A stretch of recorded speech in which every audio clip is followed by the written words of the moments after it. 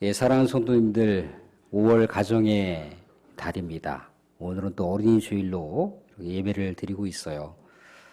조금씩 이제 코로나가 누그러지려고 하는 것도 같은데 너무 이렇게 우리가 안일하게 또 생각하지 마시고 또 적절하게 우리가 예방 조치하시면서 또 건강 관리하시고 또 아무래도 코로나가 아직 다 끝난 것이 아니니까 끝날 때까지 또 서로를 또 살피시면서 그렇게 생활하실 수 있기를 바랍니다. 오늘 옆에 계신 분들에게 이렇게 인사 나누기를 원합니다. 잘 오셨습니다. 사랑하고 축복합니다. 사랑하고 축복합니다. 예, 어린이 주일인데 어린이들, 세계 곳곳에 살고 있는 어린이들이 행복한 미소를 머금고 깔깔깔깔거리면서 웃는 그런 모습을 생각하면 참 미래가 소망이 있고 앞으로가 더 기대가 된다라고 하는 그런 생각을 가질 수가 있는데, 우리가 뉴스를 보게 되면 연일 전쟁 난리 가운데 무자비하게 상처 입고 죽어나가는 그런 어린 귀한 생명들을 보느라면 참 마음이 아픕니다. 러시아가 우크라이나를 침공해서 폭탄과 미사일을 쏘았고 수많은 가정이 파괴됐습니다. 엄마 아빠하고 생이별을 하게 된 그런 어린 귀한 생명들, 폭탄으로 인해서 엄마가 죽고 아빠가 죽고 동생이 죽고 자기도 상처투성이를 입은 그대로인데 그 엄청난 충격 때문에 울지도 못하는 그 어린 소녀. 그렇지만 어머니, 아버지에 대한 그리움, 동생에 대한 그리움을 이제 편지로 썼어요. 엄마를 만나서 행복했어요. 아빠를 만나서 행복했어요. 감사합니다. 사랑해 주셔서 정말 감사합니다. 엄마, 아빠, 우리 이 다음에 꼭 하늘나라에서 만나요. 그런데 그렇게 편지를 다 쓰고 나서 이 어린 소녀도 상처가 너무나 깊기 때문에 죽은 거예요. 그 편지가 세계 많은 언론을 통해서 많은 각국의 사람들의 눈시울을 자극했던 그런 내용이죠. 그런 모습들을 보게 되면 마음이 아파요. 우리 사회에도 물론 그 정도가 강하냐 약하냐의 차이가 있을 뿐이지 우리 사회에도 어느 때부터인가 어린 귀한 생명들을 귀하게 바라보지 않고 막대하고 그들을 그냥 폭력 가운데 막 노출시키고 그들의 인격을 짓밟고 파괴하고 그런 일들이 점점점 증가하고 있어요. 꽃도 피워보지 못한 그 생명들이 무슨 죄가 있기에 우리 기성세대들에 의해서 짓이겨짐 당하고 죽어나가는 그런 상황들이 이 사회에서도 점점점 늘어나고 있다는 겁니다. 사랑하는 성도님들, 지금은 이제 탈냉전의 시대가 아니라 신냉전의 시대로 접어들었다고들 얘기를 합니다. 이제는 평화를 간절히 소망하지만 평화를 평화적으로 추구할 수 없는 그런 시대에 우리가 살고 있어요. 평화를 보장할 수가 없는 거죠. 평화를 장담할 수가 없어요. 그래서 또 다른 신무기를 만들어야 되는, 신핵을 개발해야 되는 그런 시대를 우리가 살아가고 있습니다. 이 한반도도요, 전쟁이 다시는 안 일어난다라고 하는 보장이 없는 시대를 우리가 살아가고 있어요. 사회는 얼마나 또 긍휼이 없는 메마르고 무자비한 시대를 우리가 살아가고 있지 않습니까? 어느 한순간에 그렇게 된 게 아니라는 거죠. 상당히 많은 시간과 세월 동안 흘러가면서 우리의 마음은 어느 때부터인가 메마른 그런 모습으로다가 되어 있었고 그 메마른 모습이 이제 전쟁의 상황으로 나오는 것이고 또 파괴의 상황으로 나오는 것이고 또 살인의 상황으로까지 이제 시닫게 되는 거예요. 그런데 이 긍휼이 없는 시대, 이 평화가 깨져버린 시대, 탈냉전에서 신냉전의 시대를 살아가는데 이제 우리 어린 차세대들이 이런 시대를 살아가야 된다는 거예요. 우리는 어느 정도 살았을지 모르겠습니다. 우리는 오히려 이제 미래를 바라보게 됐을 때 지금까지 살아온 것만큼보다는 덜 고생하실 거 아니에요. 그런데 이제 우리 어린 차세대들이 이 엄청난 시대를 살아간다고 했을 때 우리가 마음속에 깊은 우리 하나님을 열망하면서 어린 차세대들이 긍휼이 있는 시대에 살아갈 수 있기를, 평화가 있는 시대에 살아갈 수 있기를, 정말 전쟁이 없는 시대에 살아갈 수 있기를 우리는 깊이 기도하지 않을 수가 없는 그런 시대적인 당면 과제를 우리가 안고 있다는 겁니다.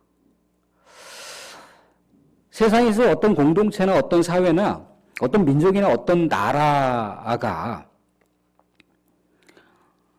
온전하게 사회적인 위치를 점하고 있느냐, 아니면 사회적인 위치 가운데 온전한 평화를 공존시킬 수 있느냐는요, 사회적인 약자와 어린 차세대들이 그 공동체와 그 사회와 그 나라와 민족 가운데 얼마만큼 존중받고 있고 얼마만큼 인정받고 있고 얼마만큼 온전하게 세워지느냐에 따라서 달라질 수가 있어요.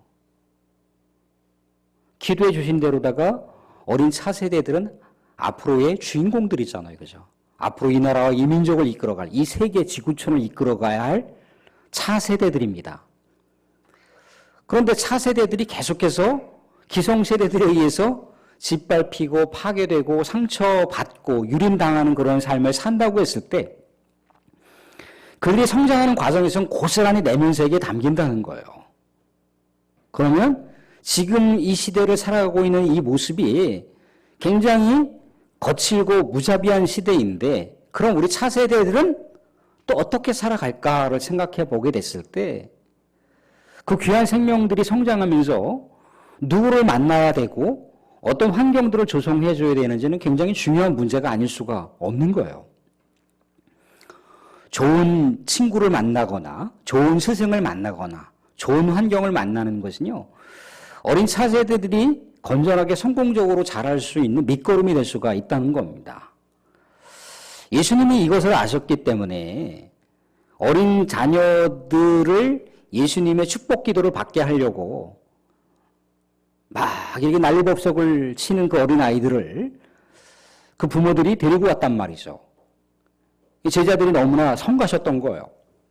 그들은 막 나무라 하고 꾸짖으면서 예수님께 접근하지 못하도록 막아섰습니다. 그런데 예수님은 어떻게 하셨습니까?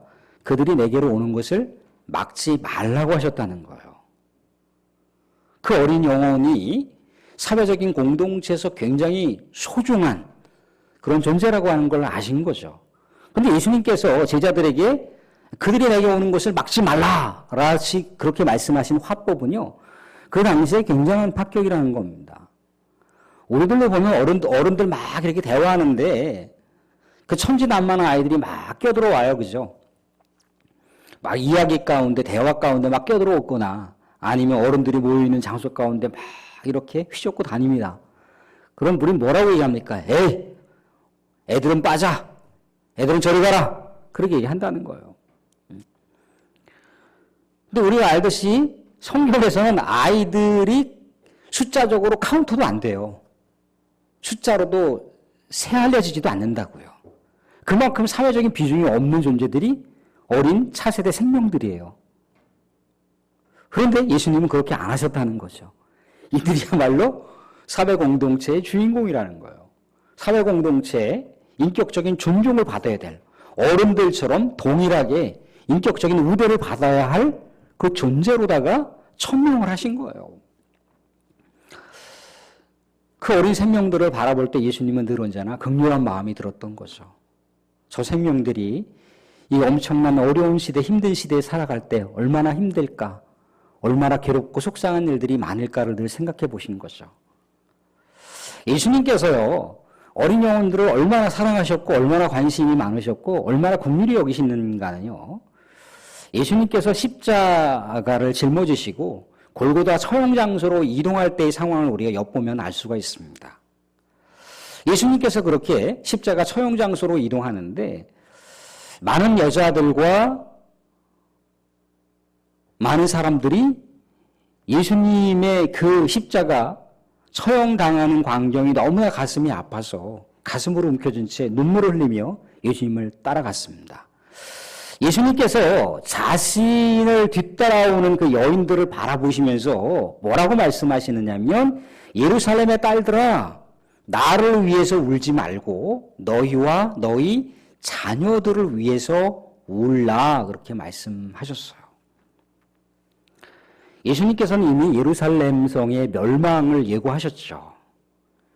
예루살렘 성이 멸망하게 되면은 그 예루살렘 성에 살고 있는 수많은 어린 영혼들과 수많은 약자들이 잔인하게 유린당하고 죽게 된다라고 하는 것을 아신 거예요. 그래서 그 어린 영혼들을 위해서 올라 기도하라, 그렇게 긍휼한 마음을 가지시고 마지막 처형 장소로 가는 그 순간에도 어린 생명들을 긍휼히 여기시는 그런 마음을 우리가 엿볼 수가 있습니다. 어린 생명들은 누구를 만나느냐, 어떠한 사람에게서 영향을 받느냐에 따라서요, 그들의 미래가 판가름 날 수가 있습니다.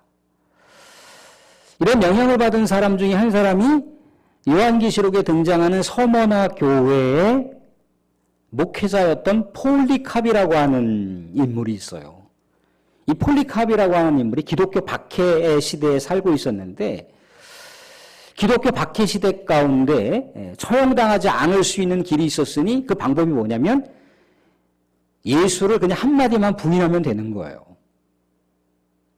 예수를 한마디만 부인하고 예수님을 한마디만 욕하면 순교로부터 면제당할 수가 있습니다. 그런데 전에 내려오는 기독교 야사에 따르면 이 폴리캅이라고 하는 사람이 예수님이 어린 영혼들을 가슴에 품으시고 기도하실 때 예수님의 가슴에 안겼던 어린 생명이 바로 이 폴리캅이라고 하는 사람이라고 합니다.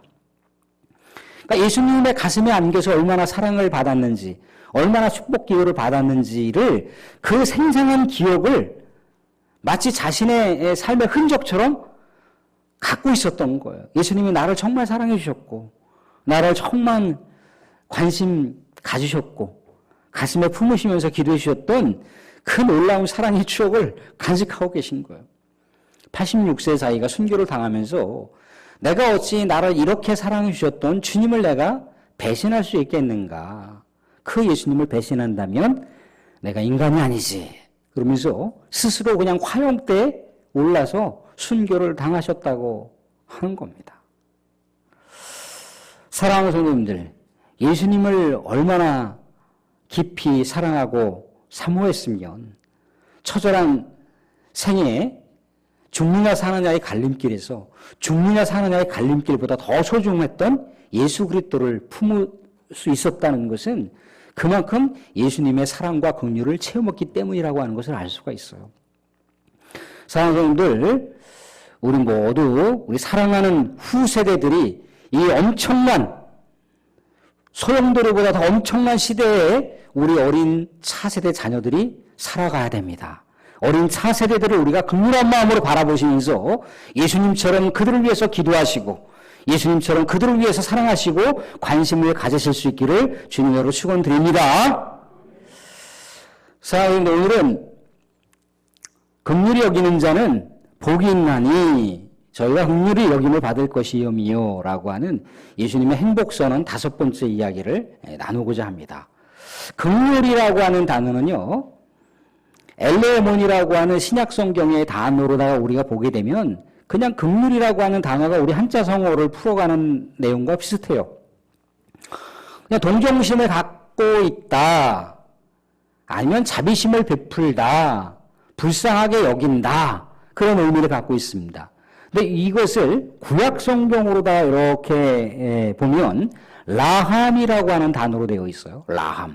라함은 여자의 자궁을 의미합니다. 그러니까 여자가 자기의 생명을 자궁에 잉태하면서 엄마가 그 새로운 생명에 대해서 늘 언제나 끊임없이 생각하고 애틋하게 바라보는 마음, 그게 긍휼이라는 거예요. 긍휼. 아이를 잉태한 여자가 그 생명을 늘 언제나 그렇게 소중하게 애틋하게 바라보는 마음은요, 사실 하나님의 긍휼의 축소판이라고 볼 수가 있어요. 그러니까 하나님께서 우리 영혼들을 바라보시는 마음이 그렇다는 거죠.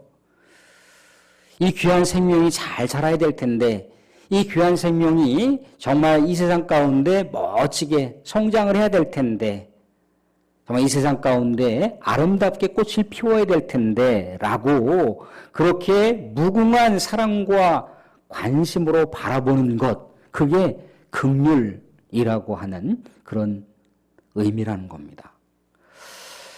오늘 예수님께서는 긍휼히 여기는 자라고 얘기했어요. 그죠? 긍휼히 여기는 자.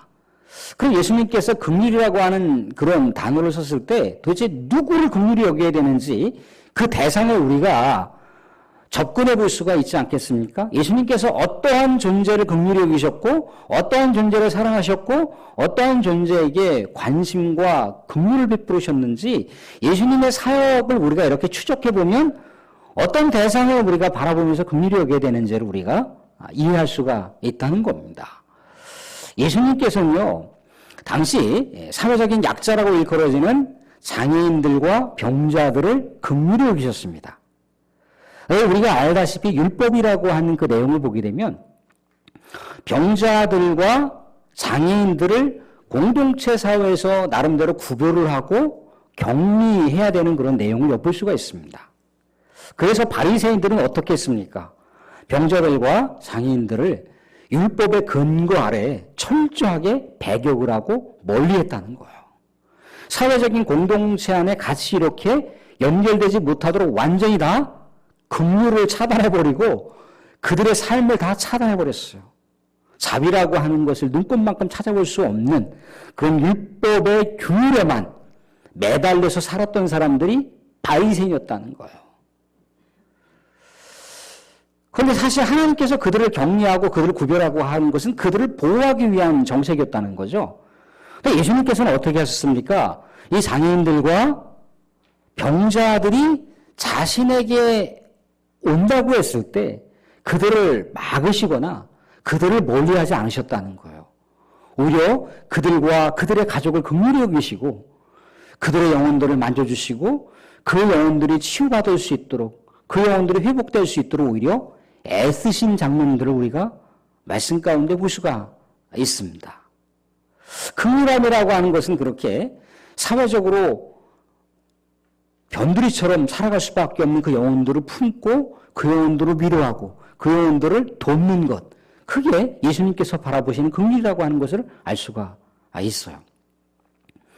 예수님 시대에는요, 세리와 죄인들과 창기들이 결코 그 사회 가운데 인정받을 수 없는 그런 삶의 구조적인 그런 형편들을 갖고 있습니다.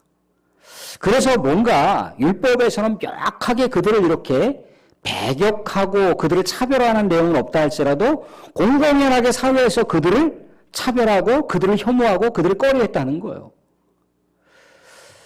그래서 예수님께서 이 세리와 죄인들이 예수님하고 식사하는 거를 그렇게 간절히 원했는데 예수님은 허물 없이 그냥 세리와 죄인들과 함께 식사를 하시고 있는 거예요. 그 엄청난 그 사회적인 신분과 벽들을 허물어버리는 식탁 교제. 천국의 식탁 교제인 거죠. 근데 그 광경을 누가 봤습니까? 바리새인들이 봤어요. 혀를 내두르는 거죠. 아니 세상에 죄인과 세리들과 저 예수가 식사를 하고 있다고? 그래도 나름대로 사회적으로 존경받는 랍비가 식사를 하고 있다고? 그러면서 매서운 눈초리로 비판하면서 정죄하는 그 모습을 알 수가 있습니다. 예수님께서 뭐라고 말씀하시냐면 나는 긍휼을 원해!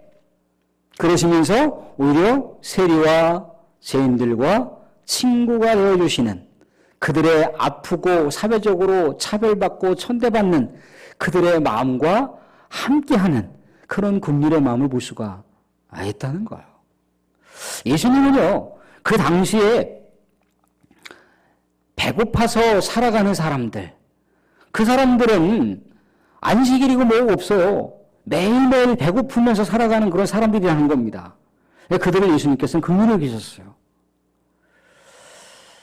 그런데요, 안식일법이라고 하는 것은요, 노동을 해야 되지 말아야 되는 그런 날이잖아요. 그죠? 일을 하면 안 되는 날이에요. 그런데 배가 굶주린 사람들은 어떻게 해서든지 한 끼라도 먹기 위해서는 일을 해야 된다는 거예요. 예수님의 파송을 받은 제자들이 이 마을 저 마을 돌아다니면서 복음을 증거하다가 너무나 배가 고팠어요. 그래서 밀밭 사이로 지나가다가 밀 몇 개를 이렇게 비벼서 그걸 입에다가 털어넣거든요. 그런데 그게 안식일법에 위배되는 거예요. 바리새인들이 봤습니다. 어떻게 안식일법을 어길 수 있어? 어떻게 하나님께서 제정하신 안식일 율법을 어길 수가 있어? 그들을 정죄하고 그들을 혐오하는 눈으로 바라봤다는 거예요. 예수님께서 또 말씀하십니다. 나는 자비를 원한다. 안식일이 사람을 위해서 있는 것이지 사람이 안식일을 위해서 있는 것이 아니다라는 얘기를 해주고 있어요. 안식일법을 제정하신 우리 하나님의 공의의 마음은 사람을 위한 거라는 거예요. 사람이 안식일에 좀 쉬게 하고 안식을 통해서 하나님과 교제하고 또 안식을 통해서 회복하라고 안식일을 주신 거라는 거예요. 안식일법에 아무것도 하지 마라. 하나님 간들은 다 하나님의 천벌을 받을 인간, 그게 아니라는 거예요. 사람을 위해서 안식일을 줬다는 거예요. 사랑하는 성도님들, 예수님께서 영혼들을 얼마나 사랑하셨는지, 얼마나 긍휼히 여기셨는지 산상수훈을 통해서 알 수가 있지 않습니까? 그죠? 근데 이 산상수훈을 보게 되면요, 예수님께서 이 긍휼히 여기는 그 마음을 조금 한 폭 더 확장시키는 내용들을 볼 수가 있습니다. 이 긍휼과 사촌지간이라고도 볼 수 있고 긍휼과 형제자매지간으로 볼 수 있는데 그게 뭐냐면 용서라고 하는데요. 용서. 그러니까 긍휼한 마음을 갖게 되면 용서라고 하는 마음으로 이어질 수 있는 반응이 나타난다는 거예요. 그래서 베드로가 예수님께 물어봐요. 아니 예수님, 나에게 뭔가 죄를 짓거나 나에게 뭔가 허물을 보인 사람이 있는데 한 7번 정도만 용서하면 되겠습니까? 라고 물어봐요. 그러니 예수님 뭐라고 말씀하시냐면 7번뿐만 아니라 70번씩 7번이라도 용서하라고 얘기하고 있어요. 완전수를 그것도 최상급으로다가 3번씩 사용하고 있다는 건요. 끊임없이 지속적으로 용서하라고 하는 이야기예요. 긍휼한 마음으로 끊임없이 이웃을 용서하라라고 하는 그런 가르침을 주십니다. 그런데 용서하라고 하는 가르침, 긍휼을 바탕으로 용서하라고 하는 가르침은 그냥 예수님의 마음속에 우러나오는 윤리의식이 아니에요. 구약 성경에 나오는 하나님의 본질적인 본성에 대한 근거에 따라서 예수님께서 긍휼히 여기는 마음으로 용서하라고 하시는 겁니다. 출애굽기 34장을 가보시게 되면 우리 하나님께서 모세를 향하여 하나님의 그 본질적인 그 속성에 대해서 본질적인 그 성품에 대해서 말씀하시고 있어요. 여호와라 자비롭고 은혜롭고 노하기를 더디하시는 하나님이로다 라고 말씀을 하십니다. 인자와 진실이 많은 하나님은 인자를 영혼들에게 1000배까지 베푸시길 원하신다라고 말씀하시고 있어요. 그래서 악과 허물과 죄악을 보이는 영혼이 있다 할지라도 그들을 용서하리라라고 하는 그런 생명의 말씀을 주신다는 겁니다. 하나님의 본질적인 그 품성 자체가, 성격 자체가 뭐라는 거예요? 긍휼과 용서라는 거예요. 그래서 예수님께서 말씀하신 대로 다 긍휼히 여기는 자, 그렇게 사회적인 약자를 바라보면서 긍휼한 마음을 갖고 그 영혼들을 애틋한 마음으로 바라보고 그 영혼들을 불쌍히 여기며 그 영혼들을 어떻게 해서든지 도와주려고 하는 그런 마음과 행동을 나타내는 자들은 하나님께서 긍휼히 여기는 마음과 부합하는 그런 마음으로 나아가는 것입니다. 예수님께서 공생의 사역을 펼치셨던 긍휼히 여기는 그런 공생의 사역과 합치되는 마음을 갖는 마음이 긍휼히 여기는 자라고 하는 거예요. 곧 말하자면 긍휼히 여기는 자는 하나님과 예수님의 마음을 닮은 자라고 하는 것을 우리가 알 수가 있는 거죠. 이렇게 긍휼히 여기는 자는 어떤 자라고 했습니까? 복이 있다라고 했어요. 복이 있다. 긍휼히 여기는 자는 행복이 있을 것이라 얘기하고 있어요. 왜? 하나님께서 긍휼히 여기는 자, 그렇게 불쌍히 여기는 자, 자신의 마음을 가지고 동정하며 그들에게 무엇인가를 베풀고 도와주려고 하는 자들은요, 하나님께서 그 영혼들을 예의주시하면서 그 영혼들을 불쌍히 여기시고 그 영혼들을 도와주시고 그 영혼들이 이 세상 살아가는 데 있어서 충만한 것으로 채워주시려고 하는 것이 하나님의 마음이라는 거예요. 그래서 어떻게 하라는 겁니까? 긍휼히 여기라는 거예요. 사랑하는 성도들, 말씀을 맺겠습니다. 우리가 이 세상을 살아가면서 이 험악한 세상을 살아가는 우리의 삶 속에서도요, 메마르고 거칠고 정말 무자비한 이 폭력의 시대, 이 신냉전의 시대를 우리가 살아가면서도요, 하나님을 바라보면서 주님을 바라보면서 긍휼한 마음을 잃지 마시기 바랍니다. 긍휼히 여기는 마음은요, 상대방을 향해서 그러면서 정죄하고 비판하고 그런 손가락질을 가리키는 그런 모습이 아니에요. 우리 긍휼히 여기는 마음은요, 손바닥을 펴서 상대방의 어깨를 쳐주고 상대방 그 지쳐하는 영혼, 어렵게 살아가는 영혼들을 토닥토닥 안아주고 등을 두드려주는, 그래서 그 영혼을 위로하고 그 영혼들과 함께 아파하고 함께 그 어려운 힘든 시기를 보내는 것, 그게 긍휼이라는 것입니다. 긍휼히 여기는 삶은 하나님께 복이 있는 인생이라고 얘기하고 있습니다. 하나님께 인정받고 하나님께 존중받고 하나님께 긍휼히 여김을 받을 것이라 말씀하고 있습니다. 우리 사랑하는 성도님들, 이 시대 가운데, 엄청난 시대 가운데 우리가 긍휼히 여겨서 우리 하나님의 복을 받고 하나님께 긍휼히 여김을 받을 수 있는 복된 인생의 여정길을 살아가실 수 있기를 주님의 이름으로 축원드립니다.